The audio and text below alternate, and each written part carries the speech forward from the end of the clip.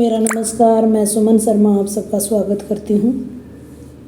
CBLU Bhiwani में BA first year semester second के राजभाषा वाले पेपर की एक वीडियो पहले डल चुका है। दूसरा वीडियो है ये है संपर्क भाषा, राष्ट्रभाषा और राजभाषा में अंतर। राष्ट्रभाषा और राजभाषा में पहले भी मैंने वीडियो बना रखे हैं, 10 मुख्य अंतर बता रखे हैं, लेकिन ये प्रश्न जैसे आपके यहाँ पूछा जाएगा उसके अनुसार ही इसका उत्तर दिया जा रहा है। सबसे पहले हम देख लेते हैं राजभाषा, जो कि हम पीछे भी हमने वीडियो देखा है। राजभाषा देश के राजकाज की भाषा को राजभाषा कहते हैं। संविधान द्वारा स्वीकृत भाषा को भी राजभाषा कहा जाता है। देश के अधिकांश लोग जिसको समझते हों, बोलते हों, प्रयोग में लाते हों, उसको भी राजभाषा कहा जाता है। अनुच्छेद 343 से 351 तक राजभाषा से संबंधित है। संविधान के अंदर अनुच्छेद हैं 343 से 351 तक। ये मैं पॉइंटों में आपको बता रही हूँ ताकि आपको याद हो जाए। बुक में भी ऐसे लिखा पड़ा है, लेकिन इस वीडियो के बनाने का उद्देश्य है जल्दी से आप पिन पॉइंट को पकड़ पाओ और अपने क्वेश्चन पेपर में इसका आंसर लिखते समय आप इनका यूज कर पाओ।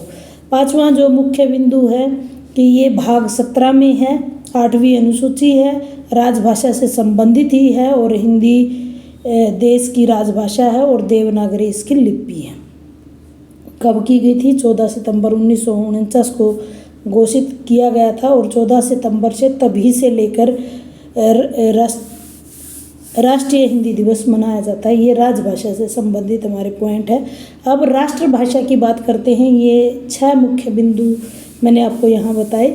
राष्ट्रभाषा ऐसी भाषा है जो एक राष्ट्र को राष्ट्रीयता के बंधन में बांधने की योग्यता रखती हो। क्या क्या योग्यता होनी जरूरी है? तो ये योग्यता है भावात्मक एकता को बनाए रखने का गुण हो, आपसी संपर्क की भाषा हो, उस भाषा को देश के अधिकांश निवासी बोलते हों।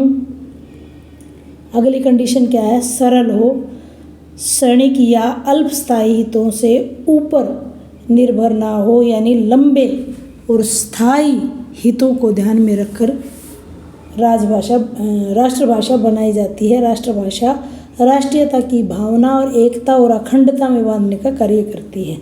आइए अगली भाषा की बात कर लेते हैं, संपर्क भाषा। जैसा कि नाम से ही आपको पता चल रहा है, देश को जोड़ने का कार्य कर रहे हैं।